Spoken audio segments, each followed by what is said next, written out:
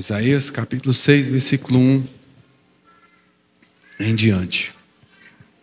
Diz assim a palavra do Senhor. No ano em que morreu o rei Uzias, eu vi o Senhor assentado sobre um alto e sublime trono, e o seu séquito enchia o templo, e os serafins estavam acima dele. Cada um tinha 6 asas, com 2 cobriam o rosto, e com 2 cobriam os pés, e com 2 voavam. E clamavam uns para os outros, dizendo: Santo, Santo, Santo é o Senhor dos exércitos, toda a terra está cheia da sua glória. E os umbrais das portas se moveram com a voz do que clamava, e a casa se encheu de fumaça. Então disse eu: ai de mim, que vou perecendo, porque eu sou um homem de lábios impuros e habito no meio de um povo de impuros lábios. E os meus olhos viram o Rei, o Senhor dos exércitos. Mas um dos serafins voou para mim, trazendo na mão uma brasa viva, que tirara do altar com uma tenaz. E com ele tocou minha boca e disse: eis que isto tocou os teus lábios, e a tua iniquidade foi tirada e purificada do teu pecado. Depois disso, ouvi a voz do Senhor que dizia: a quem enviarei? A quem há de ir por nós? Então disse eu: eis-me aqui, envia-me a mim. Então disse ele: vai e diz a este povo: ouvis de fato e não entendeis, e vedes em verdade, mas não percebeis. Engorda o coração deste povo, e endurece-lhes os ouvidos, e feche-lhes os olhos. Não venha ele a ver com os seus olhos e a ouvir com os seus ouvidos, e a entender com o seu coração, e a converter-se, e a ser sarado.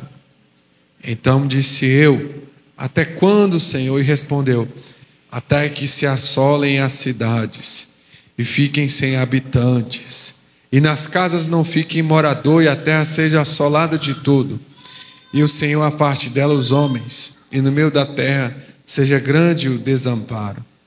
Mas se ainda a 10ª parte dela ficar, tornará a ser pastada, como o carvalho e como a azinheira, que depois de se desfolharem ainda ficam firmes. Assim, a santa semente será a firmeza dela. Amém. Feche seus olhos, curve aí sua cabeça. Senhor meu Deus, como é bom cultuar, estar aqui junto com os irmãos louvando o teu nome. Que o Senhor possa nos conduzir a esse alimento que é a tua palavra, que seja sólido, que essa semente venha frutificar em nosso coração, para louvor e glória do teu nome. Eu clamo e eu te peço, Pai querido, em nome de Jesus. Amém. Irmãos, nós temos algumas poucas informações sobre esse homem de Deus, o profeta Isaías. Sabe-se que ele foi filho de sacerdote. Ele provavelmente estudou durante um longo tempo para se tornar também sacerdote. Só que nós temos algumas situações em que Isaías passa.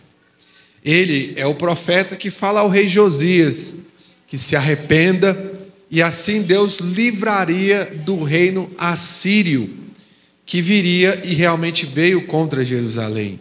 E essa situação acontece, Deus livra, e Deus envia um anjo e derrota todo o império assírio. Já foi uma primeira tentativa de outro governo para estar derrotando Jerusalém. Eles falharam porque Deus veio com a sua mão poderosa. Mas nós temos o outro império, o Império Babilônico. Esse império, ele veio e devastou Jerusalém, levou as pessoas presas, escravas, e devastou a cidade. A cidade acabou, virou pó? Não totalmente. A cidade virou uma espécie de cidade fantasma. Alguns poucos habitantes moravam, mas viviam como mendigos ali em Jerusalém. E a cidade ficou totalmente vazia, tirando alguns poucos que ali ainda habitavam depois do Império Babilônico invadir Jerusalém. Nós estamos antes da invasão do Império Babilônico, lendo aqui esse texto. Curiosamente, o livro de Isaías, ele começa não com o chamado de Isaías, mas falando e tratando de exortações e profecias já para o povo de Jerusalém. E somente no capítulo 6 a gente tem o seu chamado. Quero dividir esse capítulo em duas partes. A primeira parte é o chamado do profeta. E a outra parte é como as pessoas respondem. Nós temos Isaías tendo uma visão. Como ele diz nos primeiros versículos: viu o Senhor assentado sobre um alto e sublime trono, e o seu séquito, a sua presença, a sua glória, enchia todo o templo. Então o profeta Isaías, sacerdote, ele foi chamado por Deus nesta visão. Com esta visão ele viu a glória, o poder, a autoridade, o esplendor de Deus. Quando nós olhamos esse chamado e esta visão, nós vamos ver uma experiência de Isaías muito íntima. Ele diz sobre o que ele vê, no verso 2. Ele diz que o templo era cheio com a glória do Senhor, e havia uma ordem de anjos que se chamam serafins.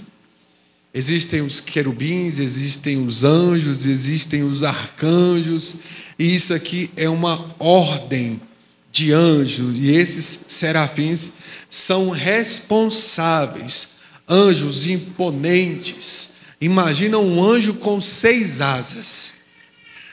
Esse anjo ele tem a responsabilidade de exaltar e glorificar a presença do Deus Altíssimo. E ele está tendo essa visão onde tem serafins que voam com 2 asas, mas com 2 cobrem o rosto, com 2 cobrem os pés, e as outras 2, como eu falei no início, elas voam. E eles ficam voando, falando da majestade, santidade, demonstrando, essa cena demonstra a santidade, a glória do Senhor. E esses serafins, eles voam declarando: santo, santo, santo é o Senhor dos exércitos, toda a terra está cheia da sua glória. Eles estão afirmando algo que nós podemos perceber: a criação exalta o nome do Senhor. E, irmãos, nós não olhamos isso com tanta atenção por causa do pecado, que insiste em dominar o nosso coração. O mundo tenta encher o nosso coração de tantas responsabilidades, tantos compromissos, tantos afazeres, tantas coisas que o mundo diz que eu tenho que cumprir, que eu tenho que fazer, que nós esquecemos de olhar para a criação que glorifica o nome do Senhor. A criação exalta o nome do Senhor, e os anjos sabem disso, tanto que essa ordem especial de anjos está a todo instante declarando: santo, santo, santo é o Senhor Deus Todo-Poderoso. A terra está cheia, toda a terra está cheia da sua glória. A natureza exalta o nome do Senhor. E agora, o profeta Isaías, depois de ter visto isso, ele começa a interagir com essa visão. Ele observa que no verso 4 as portas começam a se mover. E a voz que clamava na casa encheu todo aquele lugar de fumaça. E aí ele se viu perdido. Perceba que quando há o pecado e quando vem a presença do Senhor, o pecado é exposto. Por isso que muitas pessoas têm uma luta terrível para vir à igreja. Porque aqui aqui nós temos a certeza que a presença de Deus, através da sua palavra, através dos louvores que são entoados, elas expõem o pecado. A presença de Deus revela o pecado lá no Éden, lá no capítulo 3. Quando Deus desce para falar com Adão, o que ele faz, irmãos? Se esconde. Porque ele havia o quê? Pecado. Ele havia pecado. Moisés, ele sobe ao monte para receber as instruções de Deus, e o povo tem medo. O povo estava com medo quando Deus falava com o próprio povo, e o povo chegou para Moisés e disse: Moisés, nós temos medo de Deus falar, nós não queremos ver Deus falando, sobe somente você, recebe o recado e traz para nós aqui, porque nós temos medo. E assim começou a fazer. Moisés subia, Deus falava com Moisés e entregava o recado ao povo. Nós temos situações em que isso vai ser notório. A luz não se mistura com as trevas. E o pecado diante da presença de Deus é exposto. Por isso que há um incômodo muito grande. Hoje aconteceu uma cena que repercutiu muito aí. A Baby do Brasil falando que no meio de um trio elétrico lotado lá na Bahia, irmãos, falou que nós temos apenas entre 5 e 10 anos. Em frente a Ivete Sangalo, que é uma das cantoras famosas, e ela deu uma palavra falando sobre o arrebatamento, falando sobre a volta de Jesus. Irmãos, quando se fala e invoca ao Senhor, as trevas elas não resistem. Tanto é que no próprio vídeo a cantora Ivete Sangalo rebateu essa cantora, a Baby do Brasil, dizendo: aqui não vai ter apocalipse coisa nenhuma, nós vamos macetar o apocalipse. Porque quando o pecado é exposto, a vergonha é exposta, as pessoas se sentem constrangidas, elas não querem de forma alguma ter o seu pecado exposto. E nós temos aqui, e essa situação termina de uma forma totalmente embaraçosa para as duas cantoras, em que uma fica menosprezando de certa forma e tentando ter um disfarce de posicionamento das duas, mas se torna uma situação embaraçosa. Mas o que eu quero lhe mostrar é que nós devemos pregar a palavra de Deus nos lugares, sim. Nós devemos falar do amor de Jesus Cristo, sim. Mas não esqueça de uma coisa: a presença de Deus, ela traz à tona o pecado. A palavra de Deus, ela revela o pecado do coração. E isso aconteceu com o profeta Isaías. Olha o que ele diz no verso 5. E disse eu: ai de mim que vou perecendo, porque eu sou um homem de lábios impuros, e habito no meio de um povo de impuros lábios, e os meus olhos viram o Rei, o Senhor dos Exércitos. Um tema que é difícil as igrejas estarem falando hoje em dia: santidade, compromisso com o Senhor. Isaías reconheceu o seu posicionamento. Isaías reconheceu a sua forma, que a presença de Deus o revelou. Mas ele clamou a Deus por misericórdia. Ele clamou a Deus para que o Senhor pudesse agir. Então, um dos serafins voou para mim, trazendo na mão uma brasa viva, que tirara do altar com uma tenaz, e com ela tocou a minha boca e disse: eis que isto tocou os teus lábios, e a tua iniquidade foi tirada, e purificado o teu pecado. Oh glória! Primeiro nós temos o reconhecimento, nós temos o profeta Isaías reconhecendo ao seu redor, ele analisando tudo isso, e nós temos uma resposta do próprio Deus, que envia o serafim para ter purificação. E os seus lábios são purificados. Depois disso, ele ouve a voz do Senhor, que diz: a quem enviarei? Quem há de ir por nós? Então disse eu: eis-me aqui, envia-me a mim. O profeta Isaías tem uma visão, vê o esplendor da glória de Deus, a presença de Deus revela o seu pecado, Deus o purifica, e após haver, irmãos, existir este encontro verdadeiro com o Senhor, não tem como a pessoa ficar da mesma forma. Ele se apresenta diante do Senhor dizendo: eis-me aqui, envia-me a mim. Então nós temos experiência com Deus, temos perdão de Deus, nós temos transformação da parte de Deus, nós temos Deus agindo na vida do profeta para que ele vá e pregue a palavra do Senhor. Esse chamado também é nosso, de ir e pregar a palavra do Senhor. E agora ele tem um desafio. Para quem ele vai pregar? Ele vai pregar agora para o povo, e aqui vem a segunda parte que eu quero dizer para os irmãos nessa noite, verso 9. Vai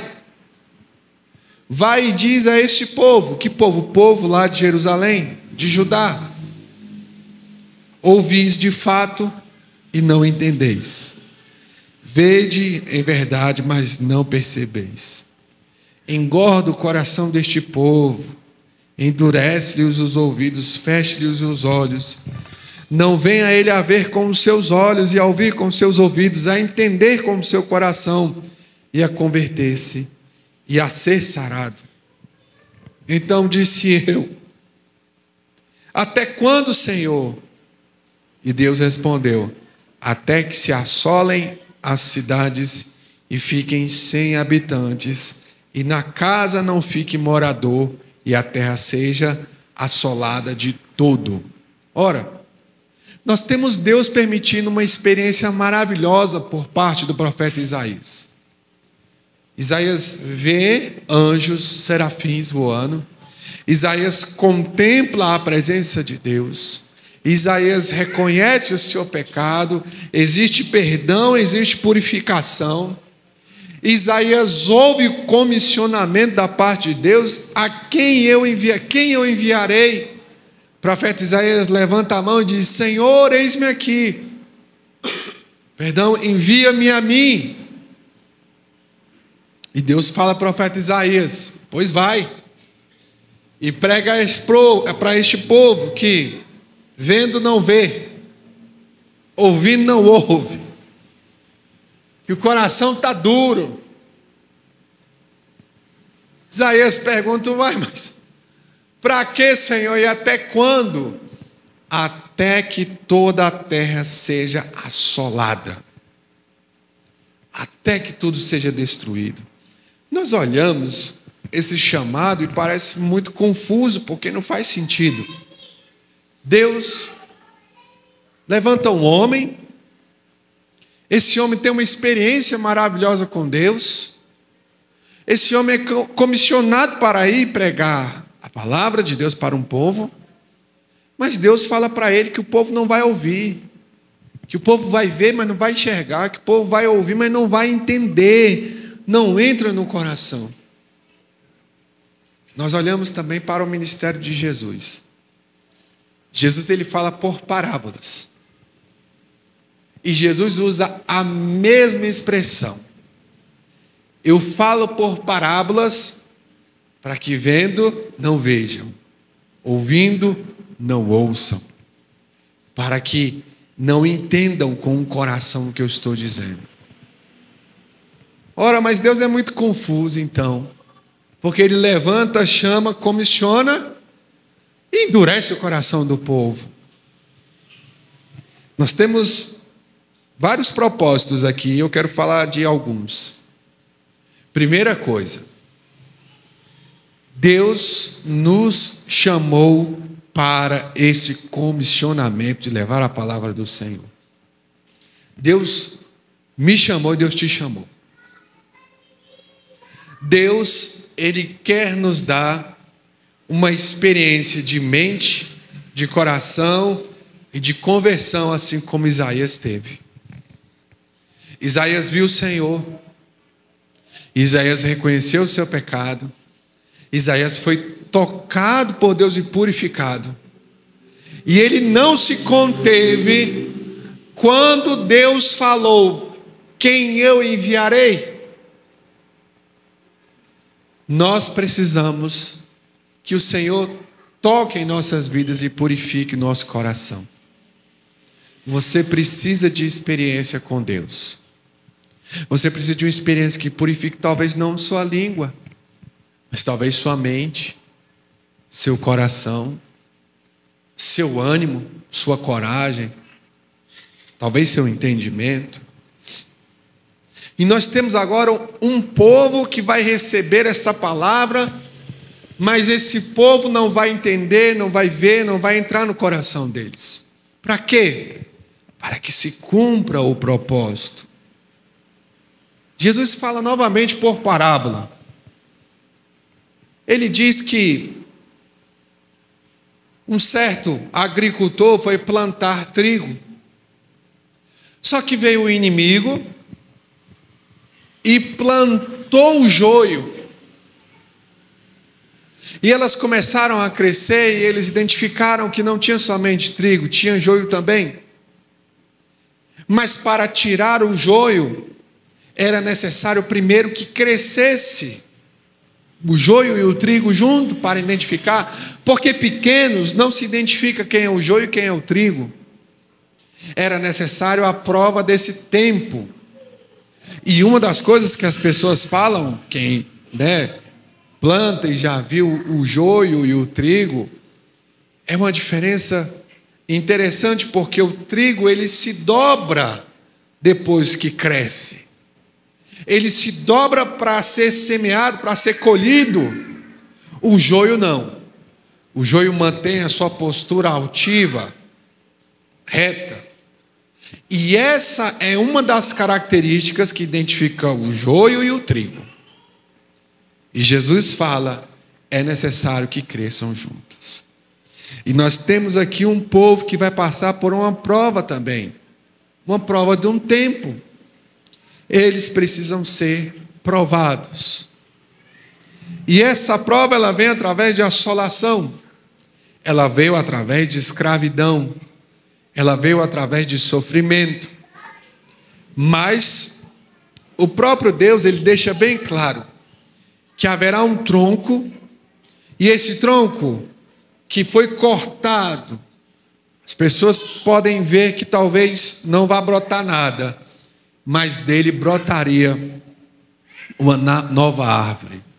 Assim aconteceu com o povo quando foi levado pela Babilônia. Assim aconteceu com o povo quando eles foram para o Egito e eles multiplicaram muito e eles tornaram escravos durante muitos anos, 400 anos. Assim aconteceu com o Império Romano, que subjugou também o povo de Jerusalém. E nós estamos vivendo um período em que existe também muito joio. Pessoas que escutam a palavra e incomoda, a palavra de Deus incomoda, ela vem, mas ela não entra no coração. Eles formularam uma Bíblia diferente, em que tudo é permitido, onde se pode todas as coisas. Nós olhamos para o propósito. Deus chama Isaías para que seja trabalhado nele o propósito e para que o povo seja tratado. Agora você faz parte de qual lado desses? Você entende que foi uma pessoa chamada por Deus, ou você faz parte do povo que ouve, mas não entende, que vê, mas não enxerga, que não entra a palavra no coração e o tempo vai passando e nada muda, nada acontece? A palavra de Deus se cumpriu. O profeta Isaías se alegra na esperança de que desse tronco nasceria uma nova árvore. E assim aconteceu. Quando nós olhamos para o povo, quando sai do Egito, novamente são provados. Ficam peregrinando no deserto durante 40 anos. E há provação. Porque Deus, Ele quer um povo para si, um povo que tenha um relacionamento. Que seja um. Todo o povo perece, a grande maioria do povo perece no deserto, até que uma nova geração se levanta, se ergue. E assim, vários e vários anos acontece por gerações e gerações. Nós temos no nosso país, no Brasil, um momento especial. 1/3 do país, 33% do brasileiro se consideram cristãos. É muita gente. 1/3 de 245 milhões, eu acho que tem no Brasil, não sei exatamente, são mais de 210? Obrigado, 210 milhões de habitantes aqui no Brasil. 1/3, perceba, 1/3 se considera cristão, ou cristão protestante, evangélico, ou cristão da Igreja Católica Apostólica Romana. E olha a situação, olha a degradação que está esse país. Se 1/3 do país se considera cristão, que Bíblia é essa? Esse país precisa realmente estar atento à palavra do Senhor, à voz do Senhor. O povo foi tratado, o povo foi corrigido. Isso dói, sofre, foi terrível. Irmãos, moro de aluguel e o dono da casa fez algo bem interessante. Ele plantou uma árvorezinha lá em frente da casa e ele diz: olha, pastor, eu plantei uma árvore. E essa árvore ela vai crescer, ela vai fazer uma sombra boa aí nessa casa. Olhe, cuide dela, fique prestando atenção. E eu fiquei animado, falei: olha que interessante, que bom que tem essa árvorezinha, ela vai crescer, vai ficar uma sombra boa aqui. Aí veio alguém enviado por Satanás e arrancou a pobre da plantinha, irmãos. A coitada da planta ficou só o tocozinho, velho. Ela vai morrer. E aí passaram-se vários e vários dias.